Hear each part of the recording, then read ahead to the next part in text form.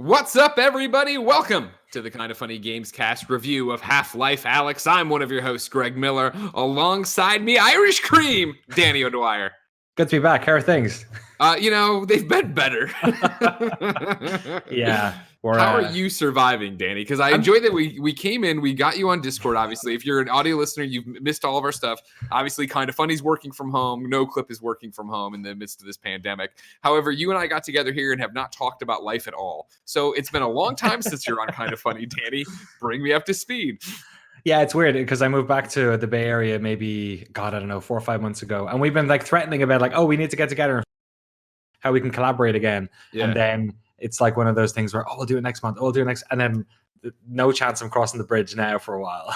Yeah, so, exactly. So you might as well be out on the East Coast again. Exactly. But it's been great. We're living out here. I've got I came back with a daughter.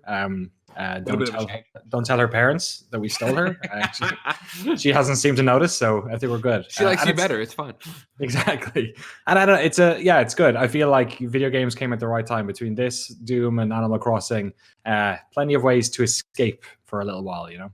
That's right. Yeah, and that's right, ladies and gentlemen. Half-Life Alyx is finally out today. This is your review of it. What's going to happen is we're going to treat it kind of like we used to do spoiler cast for the Kind of Funny movie stuff. So it'll be spoiler-free in the beginning. Then we will take a little bit of a talk of a walk down memory lane about Half-Life, and then a hard cut of like, now we're going into the spoiler stuff. Don't listen until you've beaten this part.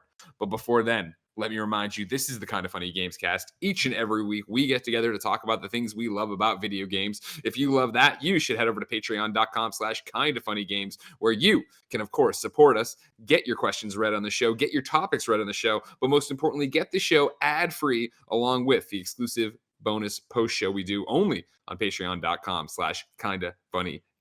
If you have no bucks to toss our way, it's no big deal. You can head over to youtube.com/kindoffunnygames, roosterteeth.com, and podcast services around the globe each and every week to see what we're talking about in the world of video games. Hard to give you ever a, hey, here's what the date that the show goes up, because we try to hit review embargoes like this. Last week you had two. There was Doom and Animal Crossing. Now there's this one on a Monday. Who knows what's going to happen? All I know is that we couldn't do it without you. And speaking of that, thank you to our Patreon producers, Mohammed, aka Momo, James Hastings, Evan Ballard, Steven Insler, Sancho West Gaming, Duval King Jabub, Cody Banks, the secret agent, Trent Berry, Max Blair, Julian, the gluten-free gamer, Tom Bach, Nano Support, Michael Bradley, and Joseph O. Youssef. We love and appreciate each and every one of you. Today we're brought to you by Honey, but I'll tell you about that later. Danny O'Dwyer. Oh boy. Half-Life Alyx. Man. Spoiler-free. What do you think? I completed it last night, and I swear to God, I couldn't sleep for like 2 hours. Just like thinking about, I'm a huge Half-Life fan. I've completed Half-Life 1 and 2 multiple times. This was like important to me in lots of ways. And if you asked me halfway through how I felt about it, I'd be like, it's getting there. It's like, it's taken a lot of time to teach me how to play this game. But by the end, I was like, they did it. Like they actually pulled it off. This feels, both in terms of scope and length and gameplay style and pacing, this felt like a Half-Life game. It doesn't feel like a spin-off. And then by the end, you're like, oh, this is totally like an essential part of the Half-Life experience. I mean, that I think can't be understated enough, and it's something we'll delve into for sure in spoilers. But yeah, this is not a spin-off at all. This is very much core to this Half-Life story and universe. And it's interesting, and what I'm going to be excited to dig in with you about in this is that I've never completed a Half-Life. All right. When Orange Box came out, and I was at IGN, I remember getting it on 360 and trying it, and none of the games, even then, they were a little bit old. So they just didn't work for me. It didn't click for me. I didn't like driving around. I didn't like the combat. So I respect, obviously, the storytelling of it, but never ever got invested in it. So for me, I came at Half-Life Alyx very much as, I love VR. I love my PlayStation VR. I love my Oculus Quest. The fact that Valve was willing to basically make a headset for this game and say that, hey, we believe enough in VR that we are going to give you a full-fledged VR game with arguably, in terms of our fans at least, our biggest franchise, right? The thing that drives home what Valve is and who it is. I came in like, okay, cool. What is a general VR person going to think about this? And I'm there with you I started it. And in those first opening things, it was like, okay, cool. This is a VR game. Okay, cool. And then there'd be the little things you'd get. And like they'd drop in a new piece of gameplay or a new tool or a new tech. And it was that thing of like, it built on itself over and over and over again to the point that I think that when they came out and were like, hey, we're going to do a VR game, all eyes were on them. And there was a lot of hyperbole that if they're doing this, they're going to revolutionize VR. They're going to change the way we think about VR games, so on and so forth. I don't think that happened. I think that this is a really great game. When I take off the headset and I would either talk to Jen or talk to somebody else that's kind of funny about it, what I would say is, this is a hell of a game. Like this is like to your point earlier, this is a game. Like it isn't a VR experience. It is very much like you are playing this game. And I know I'm sure that makes sense. If you're watching this, you know a little bit about VR, right? But it was that thing of the more and more they added to it, that it is a really great game throughout. And then what we'll talk about in spoilers, for me personally, there are two major moments where you're like, oh, these are extraordinary. Right. This is what takes it above and beyond my expectations. For me, I think the issue with a lot of these games, especially VR stuff, is that they spend a lot of time having to teach you how to play the game. Yeah. And what I really liked about Half-Life Alyx is that it does do. There are some things it definitely borrows from other VR games, but it's doing a lot of new things. The combat, I think, is a really good microcosm of this, and I think it's helpful that a game like Doom Eternal has just come out because there's a bit of common ground there. Where Doom Eternal is a game where when you play it at the start, you're taking on one or two different enemies and you've got maybe one or two different weapons. And then by the end of that game, you are taking on, 20 something demons often at the same time with a menagerie of weapons with upgrades. And you get to that stage. You can't play that final level without having learned the foundations of the combat. And Half-Life Alyx to me is the same way, where the first half of the game is very experiential. It's novel. I like playing VR as well. I've had a Vive since maybe the 6 months after that came out, and I have an Index now. And I've played a lot of first-person games. This one, in terms of just playability and quality, is amazing throughout. It has that sort of seamlessness that you get with PlayStation VR titles, where they just kind of work. They know their constraints and they work. And granted, I'm playing on the Index. I'm not necessarily playing on Quest Link or anything like that. Yeah, I've got like the finger tracking and all that, so it all kind of works, and haptic feedback. Great point to point out. But before I let you go, I was playing on Index as well. Right. I played the first half of this in the studio. So I had like 20 by 20 feet or something. And then I played the last half maybe here, which is like 9 by 10 feet in this small little spare room we have here in my house. When you were in the studio, were you using the space, like actually traversing around? Totally. And it was awesome because especially in those early levels, you're doing a lot of walking around different apartment buildings and stuff like that, exploring. I was really enjoying it.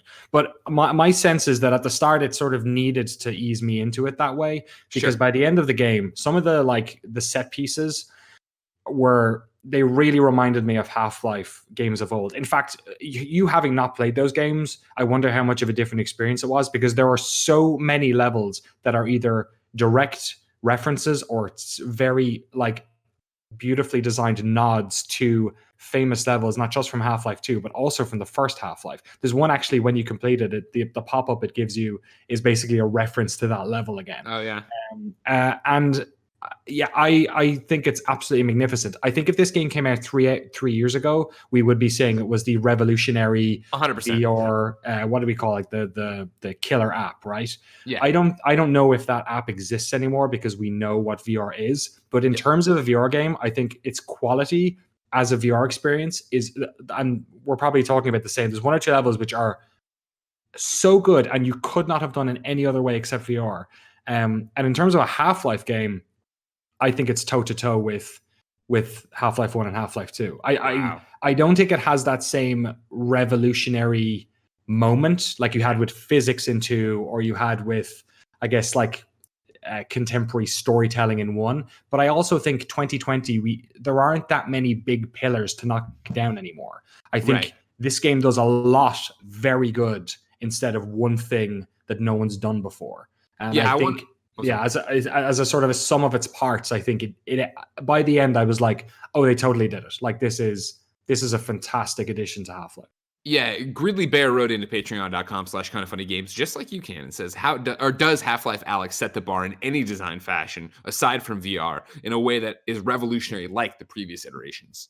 And so you would know that Yeah. better. I would think I'm with you though, again, of entering into this right blind basically of the Half-Life universe, but knowing it's Valve, knowing it's VR, you're nailing it when you talk about quality. It's like, Right. and I know it sounds goofy, right? But everything in there, I feel, I see, like the amount of times that I would literally pull up my hand in game, try to look at my real world watch, and I'd be like, oh no, like the tracking is so good on the index. The visuals are so good. The levels themselves, like the amount of times where it was when I'm saying it's a hell of a game, I'm saying it's bringing out every part in me that I think defines me as a gamer and pulls me to games, where it was like, all right, I think that's the door they want me to go through, so I'm gonna go down this hallway. What can I get more resin here to upgrade my stuff? Are there going to be more mags over here? And to your point of how they ease you into it and it does become second nature, like that's what I noticed last night. And then none of this is spoilers, obviously, but like, you have gravity gloves and stuff you've seen from the demo. So it is like, oh, there's ammo over there. And you pull it, you grab it, you put it in your backpack, and I'm already looking somewhere else, where it was all second nature of how to do all that. And when you sit there and look at that, the sum of its parts, you're like, oh man, like I went on a journey in this game that really was it was the frog in the pot, right? By the time we were boiling, I didn't even realize it. Totally, yeah. You find moments in like my favorite VR first person shooter up until now has been Super Hot VR, and I've played a load. Like I'm playing, what is it? Not Tarkov, the other one that's called, I forget what it's called. The one that everyone's playing at the moment in VR. I played a bunch. I can't remember the name. It's not everyone who knows. It's not Tarkov. It's something like that. Oh, I'm unfamiliar. I'm sure people will know. They'll put in the comments. Man, I can listen to this guy's review. And it's one of these games. A lot of these games are very like hands-on with the mechanics of guns, for instance. Right? They're kind of hands-on with that stuff. And what I like is that Half-Life Alyx lands a really good middle ground between making sure that each gun has its own way of being loaded. Like the pistol, you need to pop out the old clip, grab a new clip, put it in, and then basically climb the chamber, right? Yeah. You can also, if you want, you can actually pop the bullets out of the chamber, and then you can get upgrades that, make it like a triple shot and stuff. But you're not forced to. I never popped the bullets out of the chamber. I did it accidentally once. It was like ching. It was pretty cool. But for me, it was the shotgun of like you load it up, shake it in, and like I'm ready to go. Totally. And by the end, like you're doing so many actions. Whereas Super Hot worked because there was a lot of the slow motion kind of gave you that fidelity. In this thing, you're doing it at normal speed where you're, catching a grenade midair, throwing it, grabbing a syringe, sticking the syringe in your stomach and pressing the button or in your arm or whatever. I always went chest. I always went abdomen. Right, yeah, totally. Right in there, like the Pulp Fiction style, right? Reloading a gun, realizing you're out of bullets because Alyx said it. Like she does a lot of really good, like letting you know last round. 3 mags left, 3 mags left, right? It wasn't until I was maybe halfway through the game that I realized there were no waypoints in this game, which has always been the case for Half-Life, like expert level design. But there's nothing. All the interface in this game is diegetic. Anything is like, on your hands, you've got your like simple UI. The only menu you use is to basically go back and do settings and load the game or anything. Even that you can do really fast. You can just pop it and hit save game. It's almost like a quick save on PC. So everything is in the world, and it's just so brilliantly designed because we're used to jank in VR games. You kind of have to play VR games in spite of themselves sometimes. You have to like look past it. And I'm not saying this game, like every once in a while, something will act out a little bit weird, or if you try and pick up bodies, they don't feel heavy and stuff like that. That's just like VR, right? And that was my thing, not to stop you in your tracks, is like when we're talking about revolutionary and does it, push VR forward. And I think it pushes in terms of level design. Yes. In terms of this is a real game, it's a hell of a game. It's a game, I spent a lot of time in VR for, right? Like 10 plus hours. I'm not sure what my final run was, but it is that same thing. Of like, yep, I'm in VR and I'm trying to grab. Am I grabbing the body wrong? Like then there'd be like the drum and I'm trying to move. Is this a drum I can't lift or I can? Right. The same problems I have with when I'm playing Blood and Truth on PlayStation VR, right? Those little things, you're like, oh, that's still there. Now, again, Blood and Truth, one of my favorite PlayStation VR games. this is such a big step beyond that, into making that world feel fleshed out and hiding itself. I think hiding the seams better than other VR games have too. Yeah, it's funny. I think there is this desire, especially when it comes to a game like this, where there's so much expectation, right? There's this desire for it to be that sort of bridge that brings us into a new reality for a genre or something. To me, I think this game is something more akin to the way World of Warcraft was World of Warcraft was received, in that World of Warcraft was doing nothing revolutionary. There was nothing in WoW that Ultima Online hadn't done. There was nothing in WoW that other, pen and paper role playing games or more deeper, dungeon crawlers were doing, or online games. But what World of Warcraft did is that it did all of them perfectly, and also it was as a product was glossy and looked good. And I think that's what this one. That's kind of what this feels. And I think the other thing that Half-Life Alyx does is it ratchets up the pace in a way that I've never seen it for a VR game do well. And, there are elements of it that they have to crank back. Like the AI, for instance, isn't the smartest. They're often not, taking cover the right way. All of these things that you kind of need to do in VR, because otherwise it just becomes impossible, right? And that was my thing, dude, of like where I was like, oh, this is a really great VR game. And I say that because it was. I think the exploration, I think the level we both love that we'll talk about later, were so well done. But when it was combat, it was guys ran around, and it was few and far between where I died in combat. It was usually that I died, like I fell off of something, a monster got me that I didn't see. When I'm in the gunfights, it's very much to your point that they come and they kind of plant in areas, and it was like, cool, I can get down and I can figure it out. I can run back. I can do all. It was like what you're saying. They weren't trying to, swarm me or flush me out or do whatever. And I was playing on normal, I assume, right? Like I can't remember. It's so long ago when I actually picked it. I definitely picked the default normal difficulty. I'm sure I could have cranked it up, but I don't know if it would have made them smarter. And also, for me, the combat, right, wasn't what the game was about. That wasn't why I was playing this. I wasn't it for the story. I wasn't it for the journey. I wasn't for the visuals. So when that stuff got there, I enjoyed it enough. I enjoyed the guns, and for the most part, with a head crab or whoever, or a leggy coming at me, I was like, yeah, all right, cool, I got this. I don't need to worry about it. Yeah, I think the thing that sort of always separated Half-Life from other shooters was that Half-Life is a game that has puzzles, and also the combat is a puzzle, in that there's an obvious way of killing things where you can just shoot them all in the head if you want to. But if you lean into the way Half-Life is designed, there's always environmental stuff that you can use to your advantage. Yeah. And given the sort of increased amount of, I guess, choice that virtual reality gives you in a world where you're able to pick up everything, because you can literally pick up everything in this game. There were some really like novel, interesting things you could do. Like I remember there was this one level where for instance, you can only pocket like 2 items at a time, but there's nothing stopping you from just like collecting a bunch of them, throwing them into the next room. So you have putting them in a box and carrying the box in. And I remember doing that a bunch of times, or throwing some down below so I know I could go down there and get them later. There's loads of like that type of thing, like placing things in certain spots, or throwing flaming barrels or placing them. Or I found that I the more I sort of like played with it, and this reminds me of the first time I played Half-Life, where the way I first played the first Half-Life, it took me like 3 months to complete, because every set piece combat fight I'd have, I would reload and try it a different way. And I'm really looking forward to going back and playing Alyx on a harder difficulty, because with some of them where, for the sake of the embargo, I was just kind of getting through it. Sure. But I would have loved to have played around a little bit more.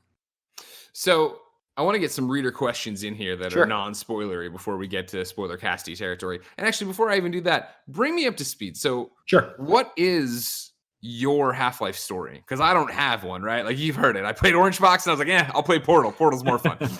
Yeah, I mean, the first Half-Life came out before we had a PC. My brother, we got like a cracked version from my brother's college network. It took him like a month to bring it down because he had it on like one zip disk every time. And I fell in love with it. It was the, people talk about Halo or Perfect Dark or GoldenEye as their big FPS game. Half-Life was my favorite game ever. And when the second one came out, I took a week off college. I played it to death. I played Counter-Strike Source for years. I played Team Fortress for years. And then when we did No Clip, I wanted to do something for the 20th anniversary of the season of the game coming out, which was November 1998 is when it came out, and we did a whole documentary about it. And Valve never got back to us, so we just kind of did it anyway. So I have basically completed Half-Life almost every year since Half-Life 2, almost every year since it came out in 2004. I did a half marathon in San Francisco and raised money by completing all of the Half-Lives in a row. When I was in high school, I used to imagine I used to do like after school study, and I'd be so bored, and I used to play through the first Half-Life in my head. Like, I know these games more than I know any game.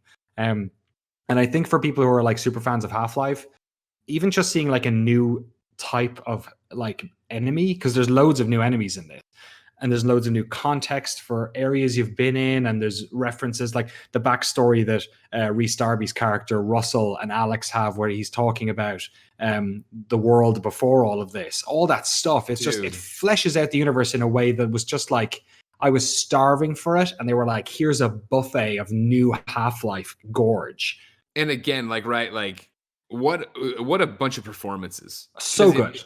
Alyx is so good. Russell is so good. Like, everybody in this game is bringing it. And to your point, I don't even like club sandwiches, but the way he describes a club sandwich at one point in the game, like, fuck, I want that. And it's such a great setup to where they are in the universe, right? Because again, for this game, as somebody who's coming in as not a Half-Life person, and I thought about doing like I should watch like the 20-minute like Half-Life in review. And I was like, you know what? No, because this is rare for me to jump into a game and not have source material.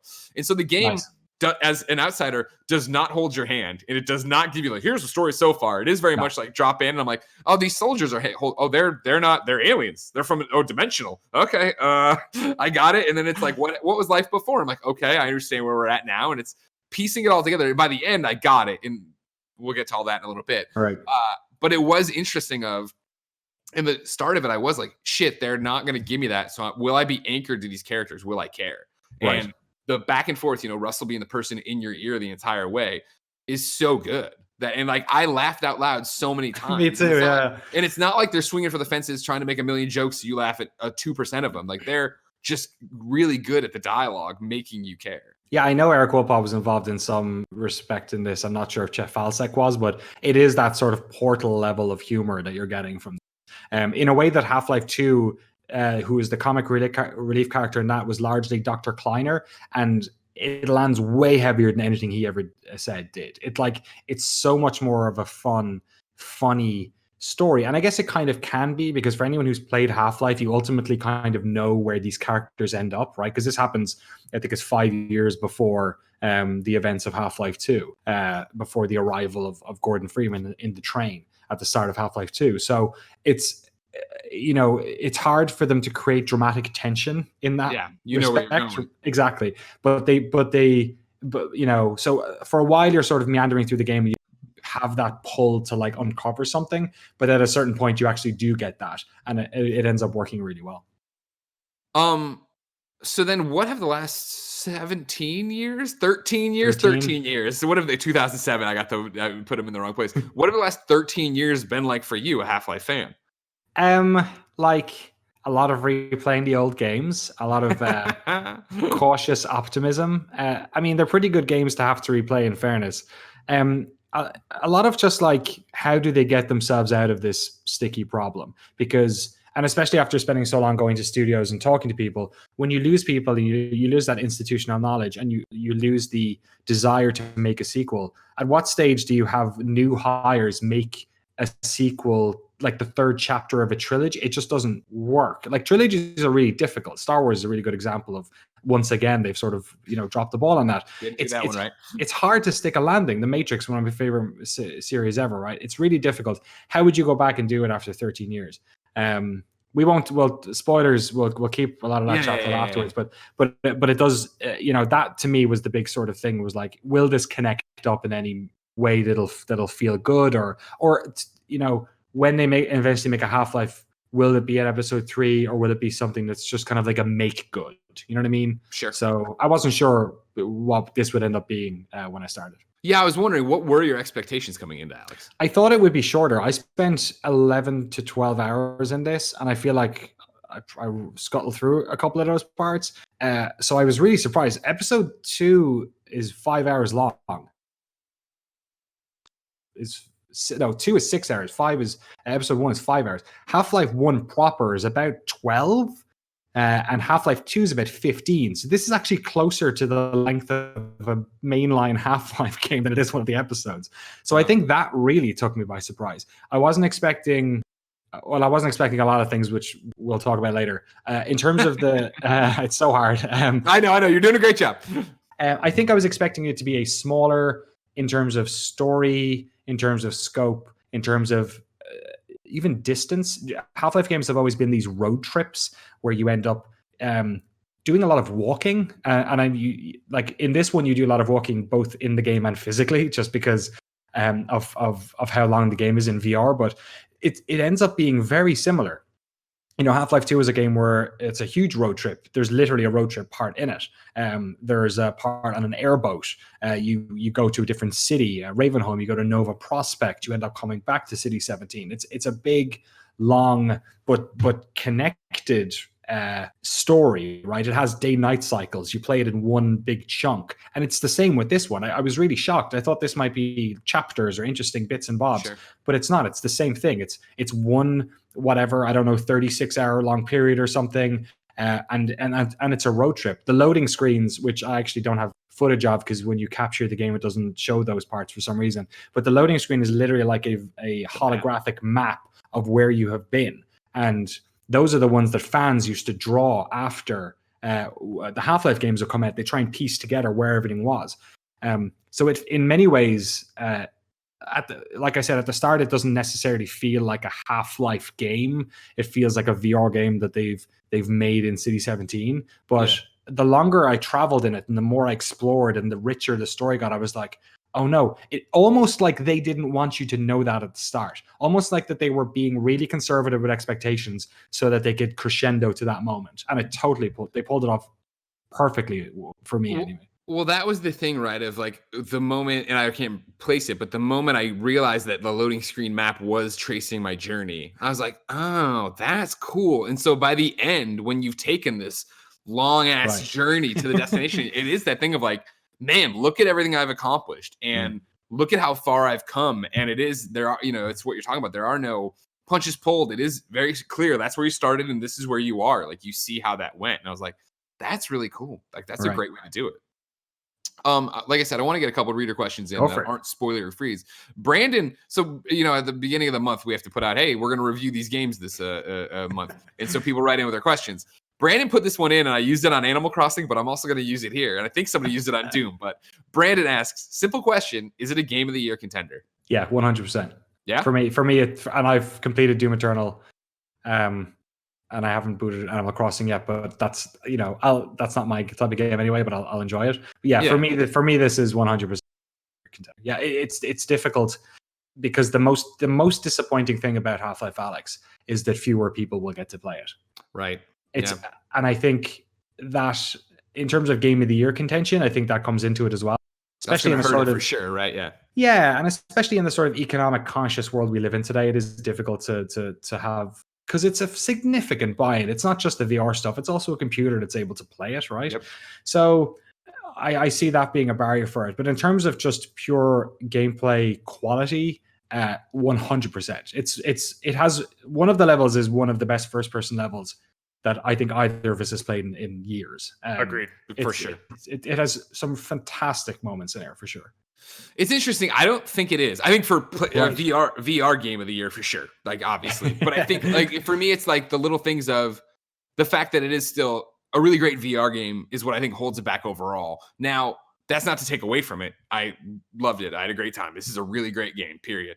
But it is the thing of like the AI not being that great, like when we get in fights, right? The few tech problems I did have, my own personal frustrations of PC gaming, which is my own fault for just having a PC that really never gets used, but could do it. But this, and somebody else wrote in, by the way, too, about did you try Quest Link? That was my original plan before Valve for review sent an index. Right. And so I had the cable and I had the thing, and I was like, you know what? I should try both. And the PC I have is like out of storage because Alyx is huge. And yeah, I was not prepared to like, especially as this pandemic hits, to order a hard drive and put it in. I'm like, I'll let it slide on how it runs on Quest. I have no idea. So that was one of those questions there. But it's like VR Game of the Year, of course. I don't. It's when you think about it and the amount of time I put into it and the fact that it's a real ass game and the things they do with that level, the things they do with the story, it's like I can easily see it. But overall, like to so many other different degrees, I mean, granted, we have to see what else comes out this year and how well they all, what is Cyberpunk going to play like? What is Last of Us going to play like? I'd be impressed if it made it that far. Yeah, I think it's difficult to decouple myself from my love of the franchise, and not just like from a fandom perspective, but there's lots of kind of like they're almost like intangibles that this game delivers on that the original one did, like the music and the atmosphere, and just there are ways in which this game really aggressively echoes the way Half-Life 1 and 2 play, but without being derivative, which to me felt like it just whenever we talk about games and how we like them, we tend to try and like latch onto these relatively either objective things that we like about them or these very subjective things. But there's something about like the aesthetic and feel of that game which I totally vibe with, and a lot of people do. And it nailed that Half-Life vibe in a way that like it's so soothing to me. And there's probably an element of nostalgia there as well. Well, yeah, and I think all that's justified. And I think honestly, this is always my favorite thing of on the eve when we record a review, and I haven't talked to other people who are reviewing it to see how the rest of the world takes it. Right. But I think for the most part, you're going to see the people who go out of their way to review this and play this are Half-Life fans, right? Yeah. Like, you know what I mean? Like that Half-Life, when I came to IGN in 2007 was the shit. Everyone loved Half-Life. And I think that in a lot of ways, as the churn of our industry has burned out journalists and personalities, you have these young faces that I don't know what their attachment is to it, and if they've been hankering for a new Half-Life. I think that this playing through this and watching this story progress, I think it will definitely make new fans, right? Like it is that thing right now of being buried in games I need for review and finishing this, and I literally finished it and I was like, shit, I should play Half-Life 1 and 2. You know what I mean? Like I want to play that and then replay this to get it all sunk up, because as soon as I finished it, it was immediately to I think I know what's happening here, but let me go back and watch hey, here's Half-Life in 5 minutes, and hey, here's this, and what about this cutscene? What if I watch that again? Like piece it all together, because it is such an iconic game.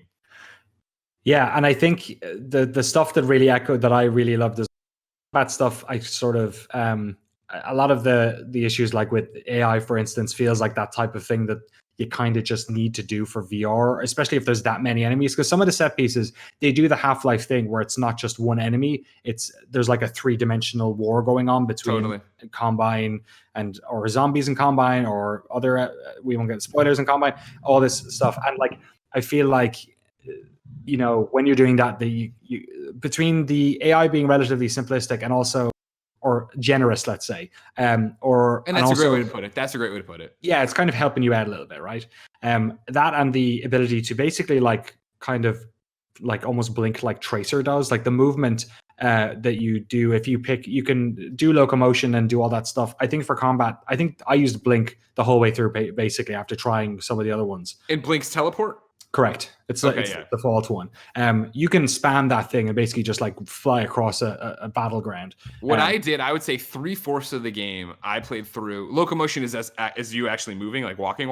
It's if you press up on the D-pad or up on the controller, you will move. It's that thing where I had forgotten. So I played 3/4 of the way all locomotion, where I was moving the sticks, moving my character. Oh wow, okay. And then I think honestly, it was a lot of VR, and as you talked about the review embargo, it was a lot of VR in a very condensed period of time. And on like the second to last night, my eyes kind of gave out on me, and I started getting that VR tummy, and I was like, "Oh God, what am I gonna do?" And that's when I started using Blink. Oh, cool. Blink solved it all together. So not only at the beginning it asks you to pick, right? And so I picked locomotion at the top just to have the sticks. However, you have access to Blink the entire time. So it's on you can when you choose that, you have both. So it was like, especially after I made the switch, I'd start using the sticks. I'd be like, no, hold on, and then I'd blink around and figure it all out. And the fact that that's there, the fact that it's so seamless was awesome, and the fact that I was able to find a play style even when my play style changed midway through, I thought was impressive. I never get motion sickness. Do you? Super rarely. For me in VR, like in the old days when we had to crawl before we could walk, it was elevators, right? When it'd be going up in an elevator and the elevator would stop, but my body felt like it should keep going because there was no gravity. That's what would get me. And so I felt I got over it, obviously, but in this game, there's a lot of jumping down holes or like, walking. Yes. So when I was doing locomotion and I would come to those moments, I would close my eyes and walk, Oh, and that's then open my amazing. eyes when I was like, all right, cool, I'm all right.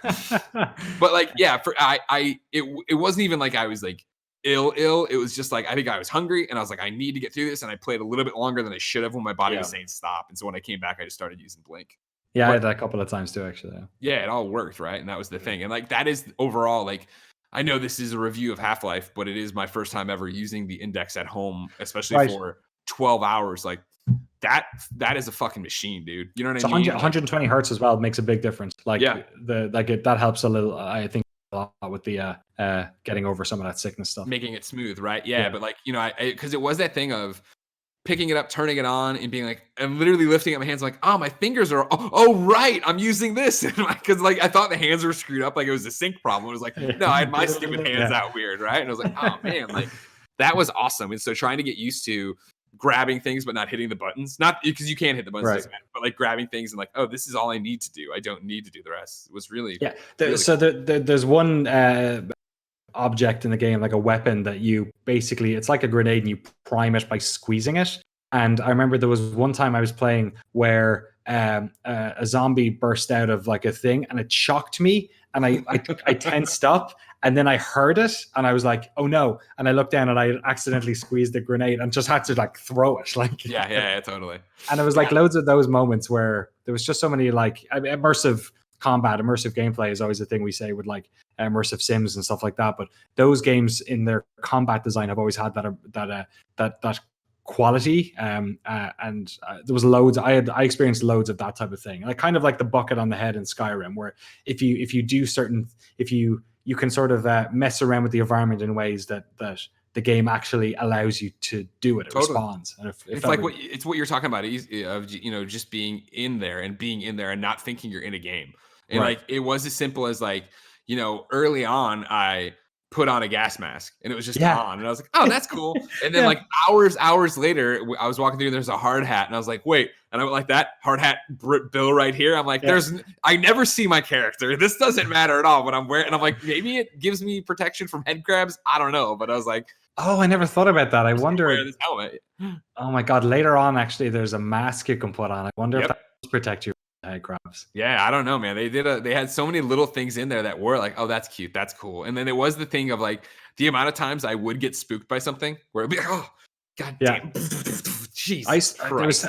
I did the barnacles are the names of the tongues hanging. Yeah. Okay. So like, a lot of the game you spend, same as in Half-Life, you spend picking things up and throwing them onto the tongues so that they go up so that you can walk past. I remember I was shooting one. There was two of them up there, and I was. They took 3 bullets in the original Half-Life, and they do in this as well if you do it right.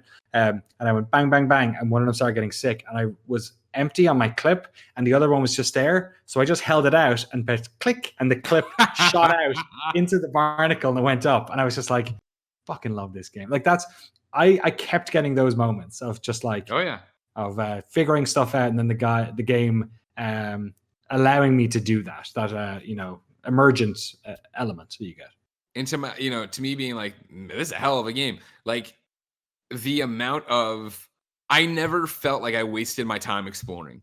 Yeah, I hate that in games when I don't have to go that way, and you go over there and there's nothing there. You're like, oh, this is stupid. You go over there and there's at least some ammo. There's gonna be resin. There's gonna be whatever. It's like, all right, cool. You're rewarding me for exploring this environment you've taken so long to build, which is awesome. Yeah, it was, and the one way in this feels like very, very, very different to Half-Life 1 and 2 is just that element of virtual reality where you were so much more close and intimate with your environment. So the actual design of, like, there's a sort of a strange, uncanny valley between this and the old games where the lighting is so much better, the models are so much better. So the Combine soldiers look slightly different, and the head crabs look slightly different than they did before, which is, of course, because it's been like, it's been a while. It's been 10 years at least, I think, or around 10 years since episode 2 came out. So yeah, it's so that happens. But just the environment design, like in terms of level design, this game is right up there at Half-Life 1 and 2. It's immaculate. Some of the set piece design in this is unbelievable. We'll talk about that one level, I'm sure.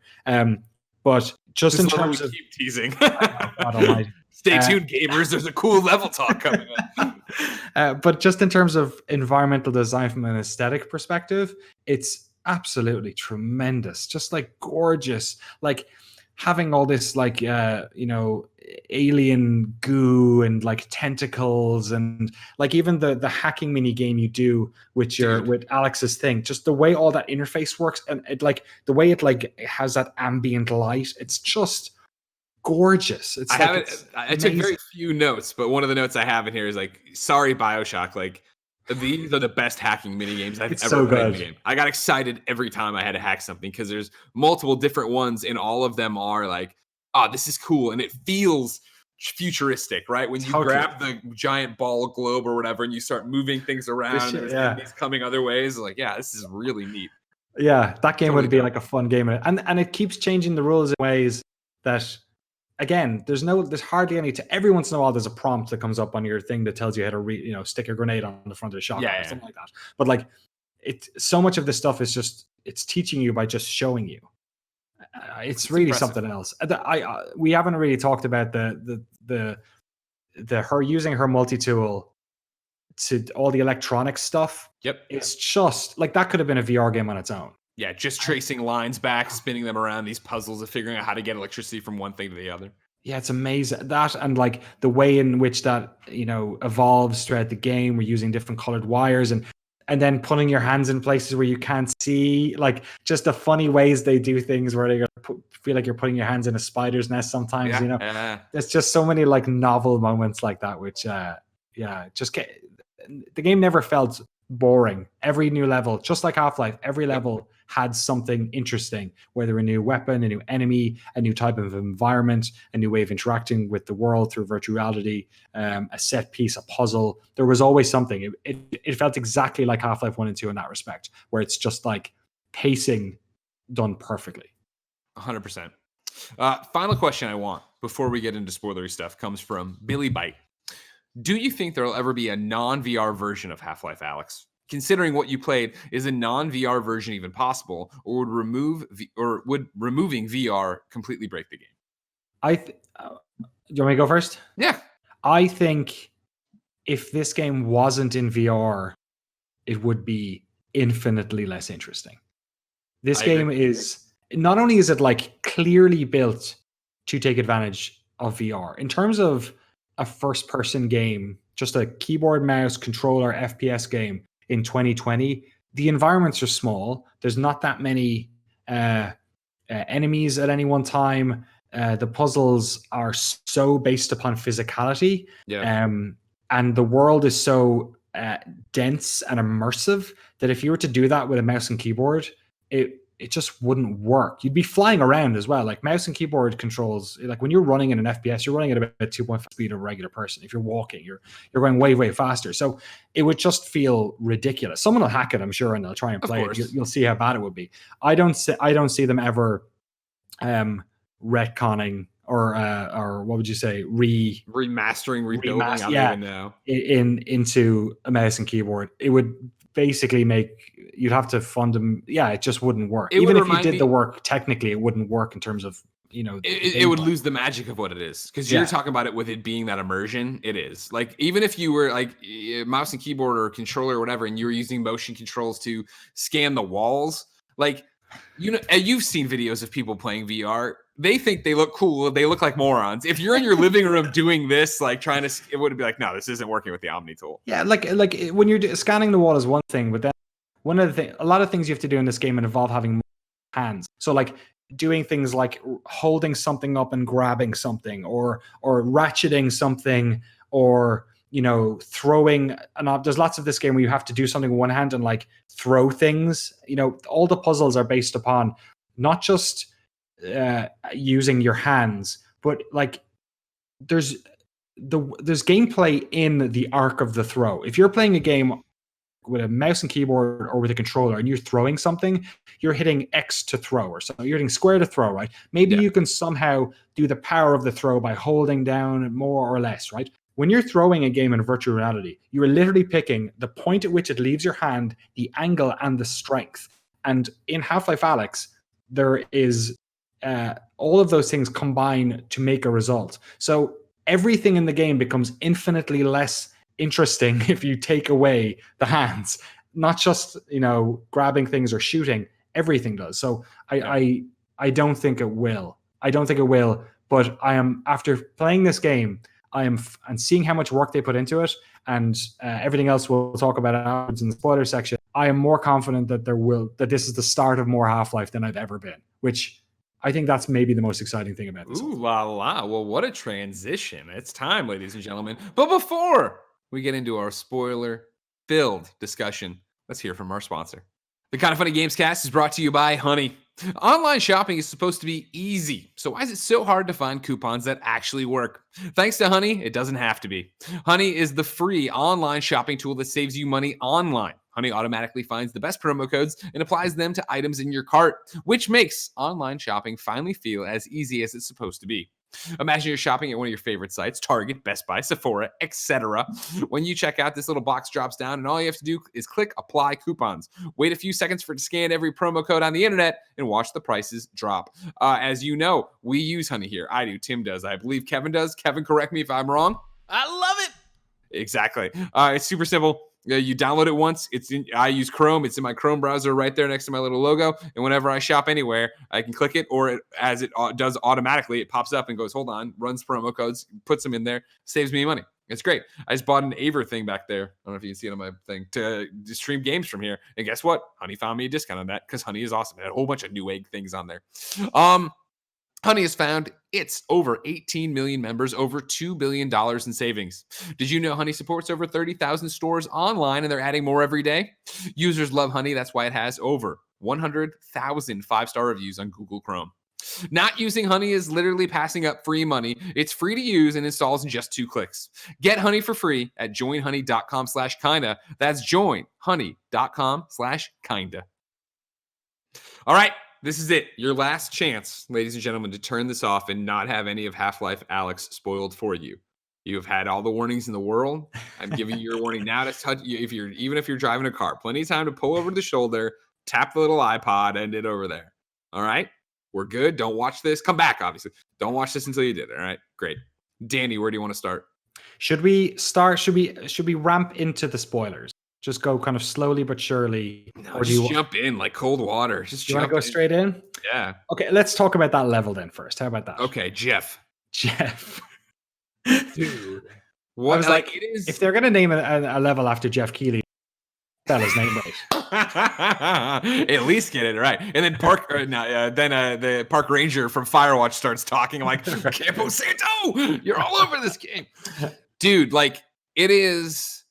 yeah, you said it right. It's the best level I've played in forever. Like I can't think of a level that stood out to me like this stands out to me. But then it's like also this weird best survival horror game in forever built into Half-Life Alyx. It's like Resident Evil Nemesis or like Resident Evil 2.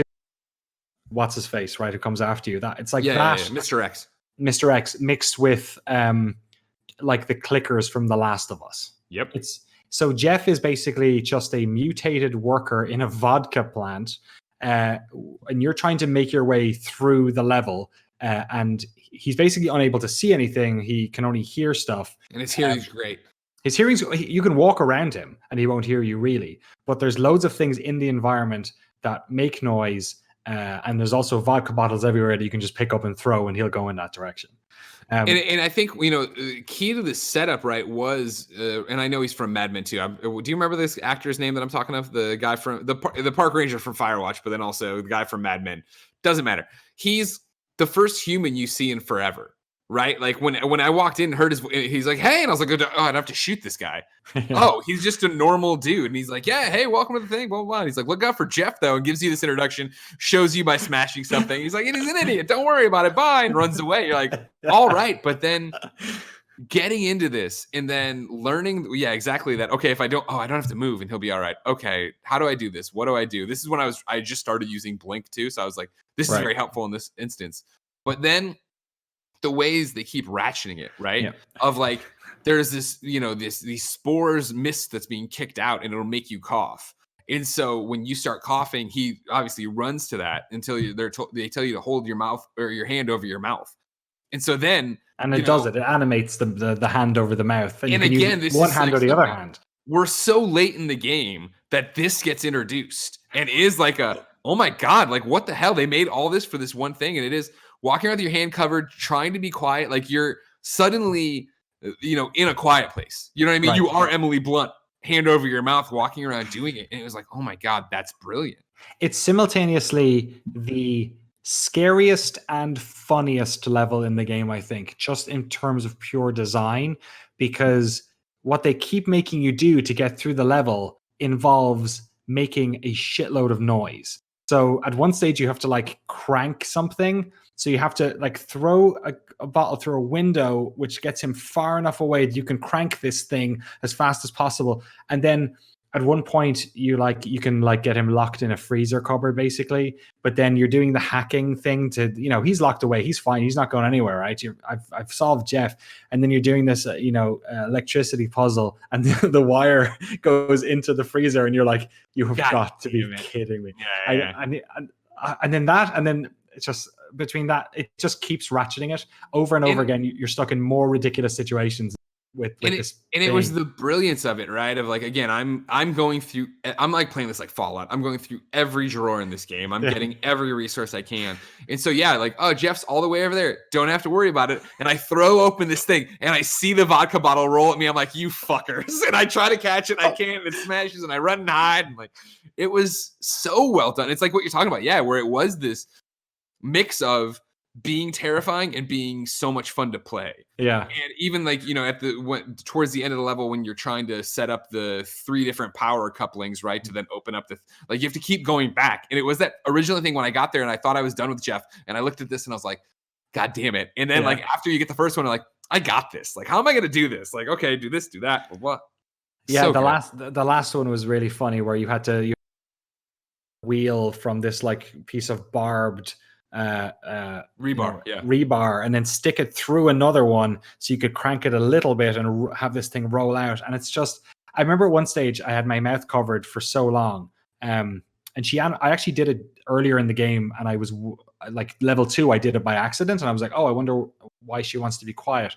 And then I was thinking, oh, I wonder if you could bring one of those gas masks from the earlier levels, because there's none of them in there. You actually end up seeing one immediately after. No, dude, there's one in there. Oh, there is. Did you use it? Yeah. Oh, yeah, I did. It totally worked. It was in that same room where the vodka bottle rolled out. At some point, I opened a drawer and found it, and I was like, put it on, and I walked right to the spores, and I was like, fucking bravo, Valve. Because again, like, that's why the game is something special, because it is, and I know it's such a tired thing, but if you see it, you can do it kind of thing. Like, you're not, it was rare for me, and I can't think of an example, I guess, so maybe it didn't even happen, where I was like, I should be able to break this glass, and I can't. That's bullshit. Instead, it was like, oh, I can break that glass. Oh, here's a wooden crate, and I'd like drop it lightly, and it wouldn't break, and I'd be like, well, wait a second, whoop, bam, and it would shatter, and I was like, fuck yeah, that's exactly how it should react.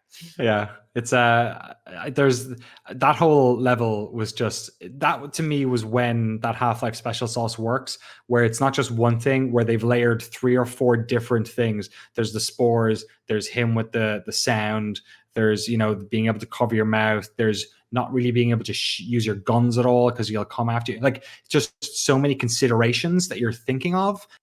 Like the puzzle of Jeff, right? It just, like, oh, there was one of those things you had to pull out. I think I pulled the thing, and the barnacle took it up and dropped a bunch of stuff or something. It just, noise kept happening. And at one stage I put my face up to my mouth for so long, and it left. And when I put my hand down, Alyx said, "I hate you, Jeff." Did you hear her say that? No, I never did that. Yeah, I had the hand up. I think by that stage I might have had or maybe it's because she like muttered breath, "God, I hate you, Jeff."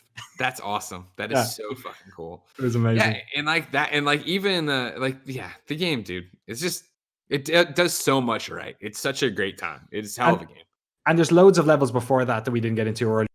There's definitely one level that is Ravenhold equivalent of this game, the sort of horror one, which is when you first get your flashlight and you're doing a lot of like exploring in the dark, and you have this flashlight. And it's that perfect way they do it, right? Where literally a minute and a half before I was like, fuck, it's dark. Yeah. I wish I had a flashlight. And then I got the flashlight and I'm doing this and doing that. And it's like, I'm like, bravo, Valve, bravo. Yeah. You know what I mean? That is like how you talk about like designing gameplay to a T. Where the moment I'm like, I should have this, they give it to me. So I know I have that need, I have that want, and then I get it, and it's like, oh yeah, great. There's one level which I alluded to in the first half, which is where you come up and it's basically you come down an elevator, you open up the shutter, and it's basically a room full of exploding barrels with trip mines in it. Yeah. Which is a level from Half-Life 1. It was a way bigger really? one. Yeah, and you had to jump over stuff. You did basically it was like a jumping puzzle. And in that one, yeah, you can go around and hack a bunch of them. I think there's a way through without hacking them. I'm sure there is. I tried to figure it out, but I couldn't. Yeah, that was the thing. Like, opening those doors and having they give you the abilities, then take them away in interesting ways. Yes. Where you go downstairs and it's just gas cans everywhere, and it's like, all right, cool. I can't fire my gun in here, Right. so what am I gonna do? Yeah, there was one where you explode, and at one stage, one of the barnacles picks up one of the barrels, and I was like, oh my god, what do I do? Yeah. You die. That's it. It's just. Can we talk about some of the enemies that are new and ones that are? Because I don't know them, so that's great. Like I knew barnacles, I know head crabs, obviously. Yeah, and the Combiner were there before. The heavy Combine, there was equivalent in one of the episodes, but I think that specific one with the shield wasn't in it before. Okay. And he's like, to your point, the shield dude I felt was specifically designed for VR, right? Yes. Because he's got the Gatling gun on you, and you're like, well, I'm fucking dead. Maybe he's the shotgun. And then he'd throw up that shield and sit there and wait. And be like, okay, here's a chance for me to fuck around, get my thing reloaded, run away. Yeah, there's two heavies, right? There's one that has the shield and there's another one that doesn't. I don't know how they necessarily. The head crabs with the hard shells and the bellies, they're new. Okay. The sort of turtle head crab looking ones. Yeah. The antlions were returning. They were Russell called them leggies. I love that so much. Like, so you do know antlions? Yeah, they're called leggies. Yeah, he's like antlions. Or they're like tiny like ants. He's like no. So they're like lions. Like, no, that's like a good point. Like why are they called antlions? It's a stupid name. So the Vortigaunts were in it again, but only as one character. I think you didn't fight them, same as Half-Life 2. And Half-Life 1, you were fighting the Vortigaunts, the weird guys who kind of Alyx Vance. Exactly, yeah. They were the main enemies in Half-Life 1, or at least in the sort of the second third of that game. I enjoyed not knowing anything about them. I enjoyed their introduction. I enjoyed like when I got to the right to go into their little hole and there was like that cave painting. Yeah. And I walked over and even I'm like, well, that's Gordon Freeman. You know what I mean? Like, what's going on here? And you get in there and there's this person that seems like Dr. Manhattan, right? Existing out of time, being able to talk. I was like, yeah, okay. Totally, yeah. I'm trying to think what other enemies were in it that were the Strider you fight near the end. Every Half-Life has to have a Strider fight at the end, I guess. Yeah. Or every Half-Life 2 they were introduced into.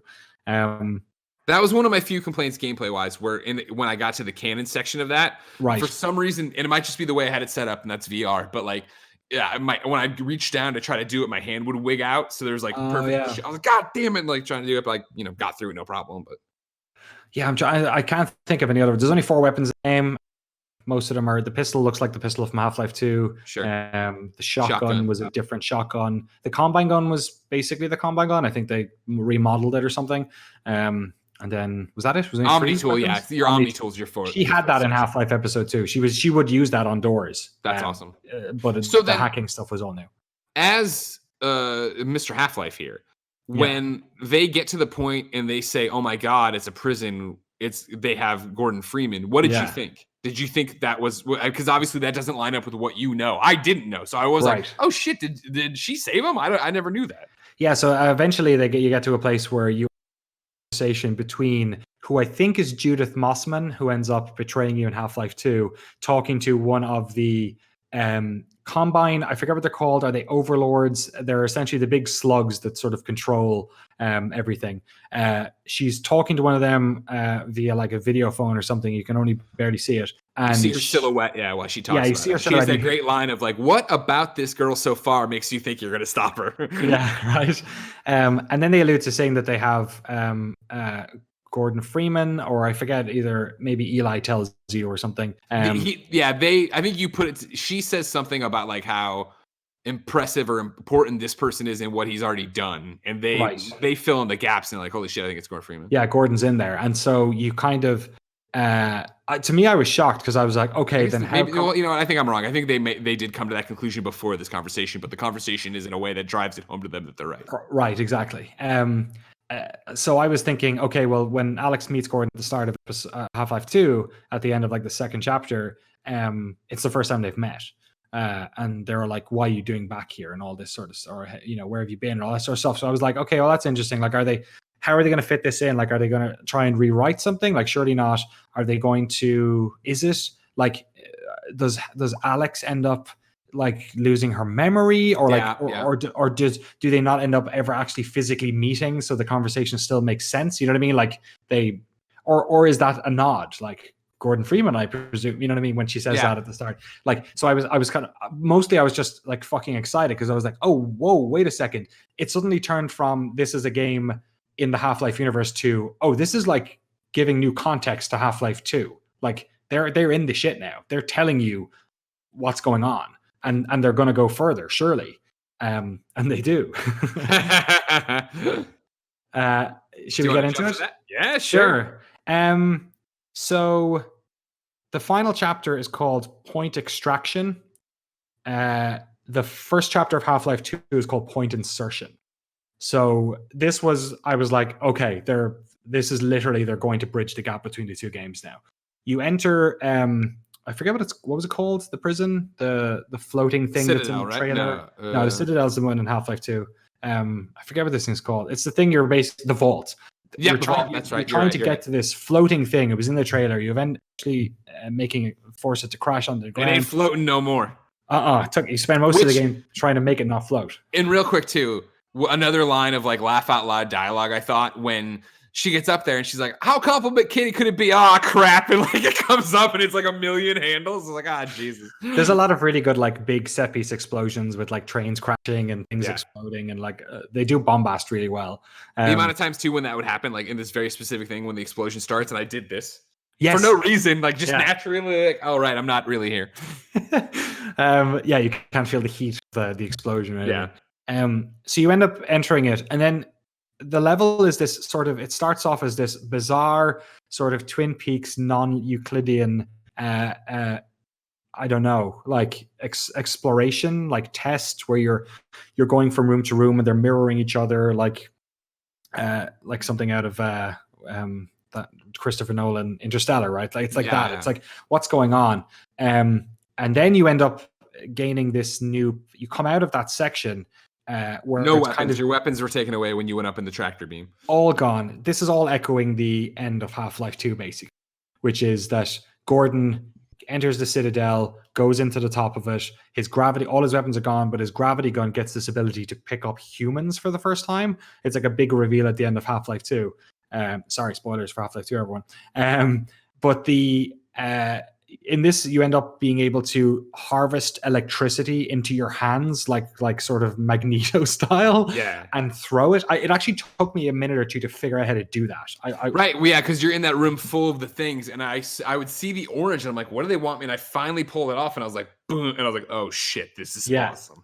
So then you end up becoming just like meteor hands, like bombarding people with electricity. And you do that for a little while, and then you get to the end, and you get to the center of the vault. The cell's there, right? Yeah. Yeah, there's a cell. There's somebody standing there, and I immediately knew who it was. I was like, oh, this makes sense. This makes sense for Half-Life 2 if this is what was going on. Did you know who that was or what was going on? When we got there and it was clear that and then it opened up and I was like, I knew the face. I knew, first off, I wonder how many people are going to be hip to the game before they get there if they're thinking of the fact that you saw that trailer with G-Man in it. Right. And because as somebody who doesn't know anything, I totally forgot about that until he popped up in game. I'm like, oh, right. And so when he popped up, I knew he was a bad guy and I knew he was important to the Half-Life, but I didn't know anything about him. I had to go read later. Yeah. So it's kind of, it was from his silhouette from behind him, I could tell it was right away because Gordon Freeman has never been shown in third person in Half-Life. There are no cutscenes. You never see anything from anyone else's perspective. You see his model in Half-Life Deathmatch if you look at if you see people running around. Sure. So you smash the thing open, and then it goes into basically the G-Man thing is that he always transports you into this random void area and talks around you and shit, right? That's like his thing. He did in Half-Life 1 at the end of that. Half-Life 2, the game opens with him basically getting Gordon out of whatever stasis he's in. Yeah. So this is basically G-Man saying like, so they obviously were keeping G-Man there, the Vortigaunts, or the Combine were, because they were worried that he would influence things. Because the G-Man, for people who don't know, is effectively, he works for some type of, it's his benefactor, he speaks in ways that humans understand, but basically he is an instrument of change that is able to pull quantum strings and make things happen in certain ways. So the 7-hour war, the events of Black Mesa, all of this stuff was engineered by somebody, and the G-Man was the person who sort of kicked it into action. So when he turns up, you're like, oh, okay. So they were worried about him getting out because he's going to get Gordon out, which is then Half-Life 2, right? Yeah. But then the conversation takes a turn where he's basically saying like, I can nudge things. What would you like me to nudge? He's like, I owe you, right, for going through all this and getting me. I owe you a favor. What do you want? I owe you, or this is G-Man just existing without time and everything that's happening, and this was always the way it was meant to happen. Who knows, right? So he basically says, what would you like to have nudged? And she was like, get the Combine off Earth. And he was like, that's a pretty big nudge. And also my benefactors might not want that, my employers. He was like, how about if I gave you something you don't know you want yet? So one of the big driving factors of this game is that she's terrified for Eli's safety. We didn't really talk about it at the start, but yeah, Eli Vance, who is a character from Half-Life 1, kind of, who they sort of retcon into Half-Life 2, is this character. He's a big character in Half-Life 2. She's worried about his safety all the time. For people who don't know, at the end of Half-Life Episode 2, he is killed by one of those slug things. And the game basically ends on a cliffhanger with Alyx saying, don't leave me.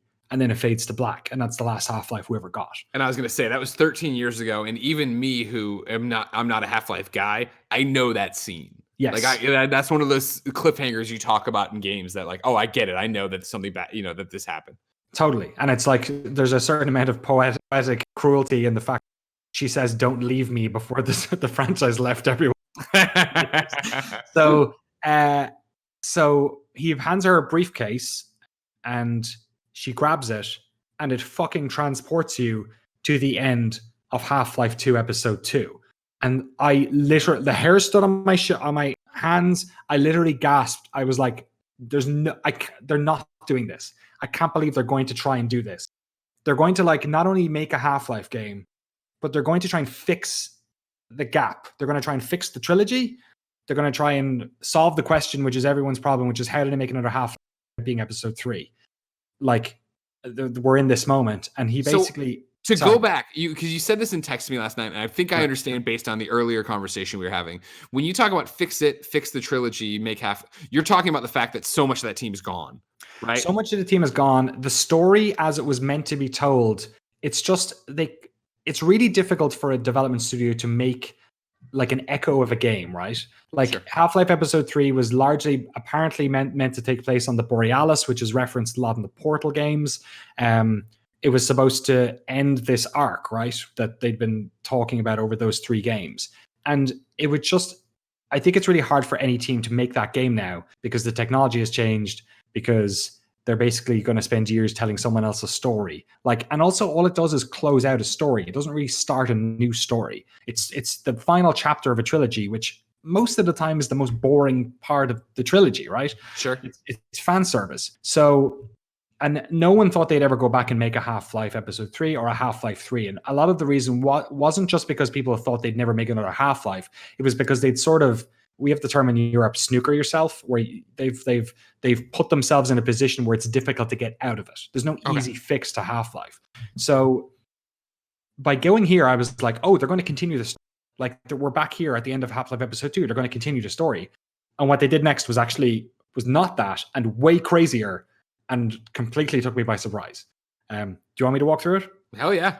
So he basically, you still got your electric hand powers. He's saying, nudge, I think he says, or something. And you fire your hands before the slug gets to Eli. You kill the slug and Eli's okay. And then he pauses time again. Or I think Eli says something like, are you okay, honey? Or something like that. He talks to you again.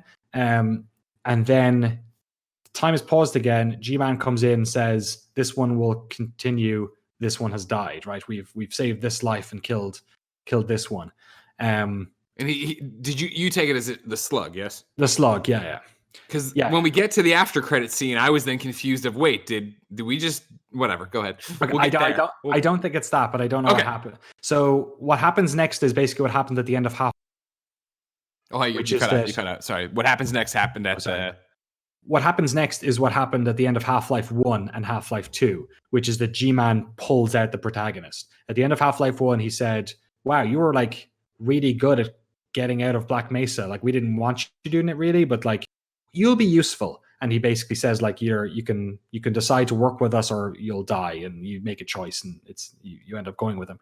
The end of Half-Life 2, same things happens. You blow up the Citadel, he basically transports you out of there. He also transports Alyx, I think. And it comes up with text saying, subject Gordon Freeman, such and such and such. So he does the same thing for you. He's like, well, you've clearly proven yourself incredibly useful. You're able to do all of this stuff. We're going to need you again. So he pulls her out, and then it comes up, subject Alyx Vance, next mission, classified or we don't know yet. Credits roll. It's amazing. All the names comes up. I'm clapping with my vibes on. And then there's a post-credit scene where suddenly you're back, and I look at my hands, and they're the HEV suit gloves, and I'm like, what? Okay, I'm Gordon, and it's Eli basically saying like, where did Alyx disappear to? Like, where's she gone? But obviously G-Man's pulled her out at that stage, and he's like, what are we gonna do? And then I think Dog jumps in, who's Alex's big robot thing. Yeah, big robot thing. Hands him the crowbar, and basically Eli says something to the fact of like, "Are you ready to continue?" or something, and holds out the crowbar. And I've never grabbed anything in a video game so hard in my life. I just grabbed the crowbar and held it there, and then it just fades to black. And I was like, okay, they basically changed the end of Half-Life Episode 2, but they've also managed to make Episode 3 not Episode 3. It's now something else. Yeah. We've changed time. This is all uncharted territory. We don't know what's going to happen next. And also they let you be Gordon Freeman in VR for a second. So I'm like, my mind is going crazy, because in my head I'm thinking this was a fantastic game. I want them to make more Half-Life in virtual reality. But would they make a non-VR one of this? It's like I'm fascinated to see how fans are going to react to this, because I have no idea. And that was the thing, again, even not being a fan, being just a casual Half-Life person, a gamer, right, by trade or whatever. But like, I knew how much that moment meant of grabbing the fucking crowbar and being like, holy shit. And see, what I had gotten confused on is I didn't catch the dialogue of him taking her away as taking her away. I took it as something. I almost took it for like the Soul Stone in Avengers, like a soul for a soul, where I was like, wait, did she die in his place or whatever? But he didn't seem broken up about it. He seemed angry about it. So I was like, no, I don't think so. Yeah, it's maybe if you don't have and the context for it, it doesn't make sense maybe. It's fascinating. I just have 1,000,001 questions. I just want to go back and play it again. And I'm just like, I'm like shocked and like, so, I don't know. I just try not to get, there are very, very few games that I have a very strong like emotional attachment to. And it's been like a shit week. You know what I mean? It's been like it's bad. Like things are bad. And I cannot tell you how good it was to see them stick the landing.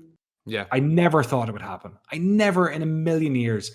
Even all the press before this, they've been very reserved and very like downplaying things. And I think that was exactly the right thing to do.